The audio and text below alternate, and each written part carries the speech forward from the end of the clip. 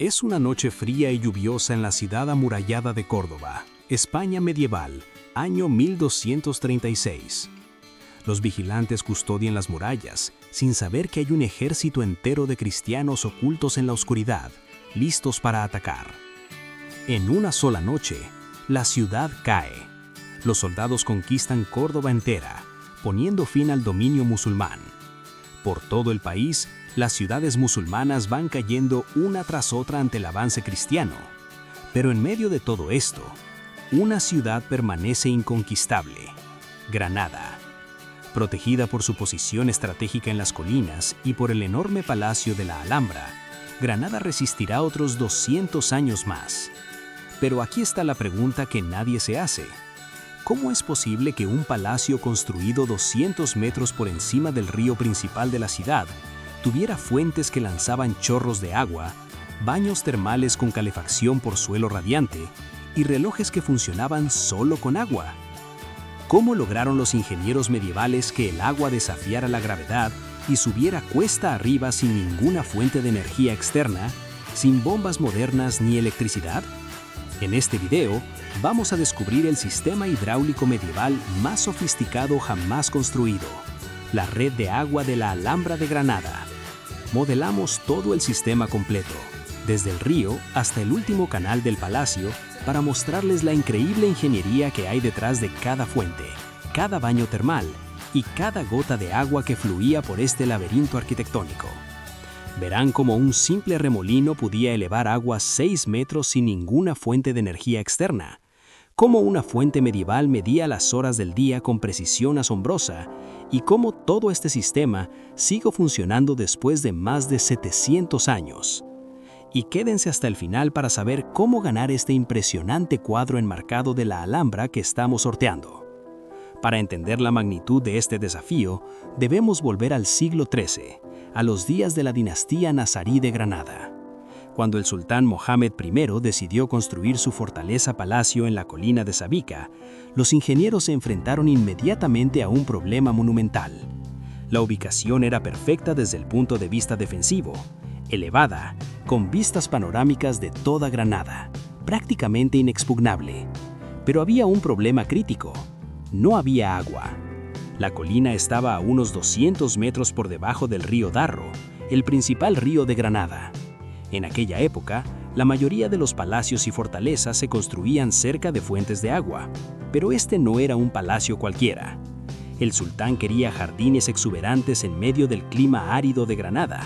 Quería fuentes deslumbrantes que impresionaran a diplomáticos y rivales. Quería baños termales para negociar tratados en ambiente relajado. Todo esto requería agua, mucha agua. Y no solo eso, requería agua con presión suficiente para alimentar docenas de fuentes y sistemas complejos. Los ingenieros árabes de la época eran los mejores del mundo en hidráulica. Habían heredado conocimientos de los romanos, de los griegos, de los persas. Pero aún para ellos, esto era un desafío extremo. Y así comenzó uno de los proyectos de ingeniería más ambiciosos de la Edad Media. El primer desafío era traer el agua.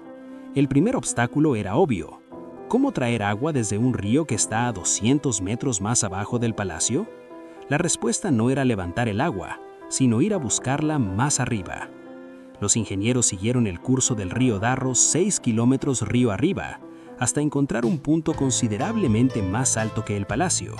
Es como si necesitaras agua en el piso 20 de un edificio, pero en lugar de bombearla desde el piso 1, la trajeras desde el piso 25 de otro edificio lejano. Aquí, represaron el río y comenzaron a construir lo que llamaron el Canal Real o Acequia Real. Pero esto no era simplemente cavar una zanja y dejar que el agua corriera. El desafío era mantener una pendiente perfecta durante 6 kilómetros completos a través de terreno montañoso irregular. Si la pendiente era demasiado pronunciada, el agua correría demasiado rápido y erosionaría el canal. Si era demasiado suave, el agua se estancaría y acumularía sedimentos. La pendiente tenía que ser exacta. Usando herramientas rudimentarias, nivel de agua y una planificación meticulosa, los ingenieros tallaron el canal en la roca, lo construyeron sobre acueductos cuando era necesario y lo enterraron cuando cruzaba caminos. Todo con una precisión que sería impresionante incluso con tecnología moderna. Finalmente, después de años de trabajo, el agua llegó justo a las afueras del palacio. Pero esto era solo el comienzo del problema. El segundo desafío, crear presión. El Canal Real traía agua al palacio, sí, pero con muy poca presión. El agua apenas fluía. Esto podría servir para regar jardines básicos o llenar pozos, pero los diseñadores del palacio tenían ideas mucho más ambiciosas. Querían fuentes que lanzaran chorros de agua varios metros en el aire, querían duchas en los baños, querían calefacción por suelo radiante con vapor. Todo esto requería presión, mucha presión. La solución fue brillante en su simplicidad: construir un tanque de almacenamiento gigante en una zona mucho más alta que el palacio. Aquí es donde nuestro modelo 3D se vuelve realmente útil. Observen cómo los ingenieros cavaron una enorme alberca de almacenamiento en lo alto de la colina. Debajo de esta zona, el agua del Canal Real desembocaba en una tubería subterránea que la llevaba hasta un pozo profundo, 60 metros más abajo que la alberca. ¿Y ahora? El agua está abajo y necesitan subirla. Aquí es donde entra el trabajo animal, literalmente. En la parte superior del pozo instalaron una gran rueda hidráulica equipada con cubos. Un burro o un caballo caminaba en círculos, girando la rueda. Los cubos se sumergían en el agua del pozo, subían llenos hasta la superficie y volcaban su contenido en un canal que alimentaba la alberca de almacenamiento. Esta alberca podía contener unos 400 metros cúbicos. Para ponerlo en perspectiva, eso es suficiente agua para llenar 160 bañeras modernas. Y toda esa masa de agua suspendida sobre el palacio creaba presión por gravedad. Es el mismo principio que usan las torres de agua modernas. Mientras más alto esté el agua, mayor es la presión abajo. Tener toda esta agua almacenada sobre el palacio presurizó todo el sistema. Al mismo tiempo, les dio un suministro de respaldo crucial en tiempos de sequía. Desde la alberca, el agua pasaba sobre un acueducto elegante y entraba finalmente al palacio, donde las cosas se ponen realmente fascinantes. El tercer desafío, la fuente reloj. Una vez dentro del palacio, el agua se dividía en una red compleja de canales cuidadosamente diseñados, cada uno calculado para transportar la cantidad exacta de agua necesaria. El agua fluía hacia piscinas reflectantes en el patio de los Arrayanes, hacia los jardines del Generalife, hacia baños privados. Pero la joya de la corona era la Fuente de los Leones, construida en el siglo XIV en el corazón del palacio. Esta fuente tenía 12 leones de mármol, cada uno capaz de lanzar un chorro de agua. Pero no era solo decorativa, era un reloj funcional. En una secuencia controlada, los leones se activaban hora tras hora, mostrando qué hora del día era. Al mediodía, todos los leones estarían escupiendo agua simultáneamente. Luego, el sistema se reiniciaba mágicamente y el proceso comenzaba de nuevo. Pero aquí está la pregunta del millón de dinares. ¿Cómo es posible crear un reloj automático usando solo agua y piedra, sin electricidad, sin mecanismos de resorte, sin nada de nuestra tecnología moderna? La respuesta está en el diseño interno de la fuente, y es ingenioso. El gran cuenco de mármol en el centro de la fuente tenía 12 orificios perforados a alturas muy específicas. Cada orificio conectaba con uno de los 12 leones a través de una serie de tubos internos tallados en la piedra. Un tubo central suministraba agua al cuenco a un ritmo lento y constante. A medida que el nivel del agua subía, eventualmente alcanzaba el primer orificio, el más bajo. El agua comenzaba a fluir a través de él hacia el primer león, que empezaba a escupir agua. 1 hora. El agua seguía subiendo. Después de exactamente 1 hora más, alcanzaba el segundo orificio. Ahora 2 leones escupían agua. 2 horas. Y así sucesivamente. Los orificios estaban calculados con una precisión extraordinaria y el suministro de agua era tan constante que tardaba exactamente 60 minutos en llegar de un orificio al siguiente. Pero aquí está la parte más brillante. Después de 12 horas, cuando todos los leones estaban activos y el cuenco estaba completamente lleno, el sistema se reiniciaba automáticamente. ¿Cómo? Con un sifón oculto dentro del cuenco. Observen en nuestro modelo cómo funciona. A medida que el agua dentro del cuenco sube, también sube dentro del sifón hasta que alcanza la curva superior. Una vez que el agua llega a esa curva y comienza a caer por el otro lado, se crea un sello. El aire no puede entrar a reemplazar el agua que cae. Esto activa el efecto sifón. La tensión superficial del agua cayendo arrastra consigo toda el agua del cuenco. En cuestión de segundos, el cuenco se vacía completamente, todos los leones dejan de escupir y el ciclo comienza de nuevo.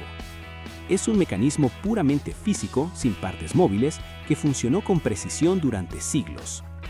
El cuarto desafío: calefacción y vapor. El agua que salía de los leones no se desperdiciaba. Fluía por 4 canales poco profundos tallados en el suelo de mármol, serpenteando por todo el palacio hasta llegar a otra maravilla de la ingeniería: los baños reales. Aquí es donde los sultanes, sus familias y diplomáticos importantes acudían a relajarse y, más importante aún, a negociar. En la cultura islámica medieval, los baños termales no eran solo para limpieza, eran centros sociales y políticos. Los baños de la Alhambra tenían 3 salas: una piscina fría, una sala caliente con calefacción por suelo radiante y una sala de vapor. Y todo funcionaba con el mismo sistema de agua. El agua entraba en una sala de control subterránea donde se encontraba una caldera de cobre. Esta caldera se calentaba constantemente quemando leña en un horno debajo de ella. El agua fría entraba, se calentaba rápidamente y el agua caliente fluía a través de tuberías de cerámica hacia varias fuentes y duchas alrededor de los baños. Para la sala caliente, los ingenieros crearon un sistema de calefacción por suelo radiante que los romanos habrían envidiado. El vapor de la caldera se dirigía a través de canales bajo el suelo de mármol, calentando la piedra desde abajo. Era como caminar sobre una estufa gentil y constante. Pero lo más impresionante era la sala de vapor. El vapor subía por el interior de las columnas huecas distribuidas por la sala y salía por pequeñas rejillas de ventilación cerca del techo, llenando la habitación con vapor caliente. Y aquí está el detalle brillante.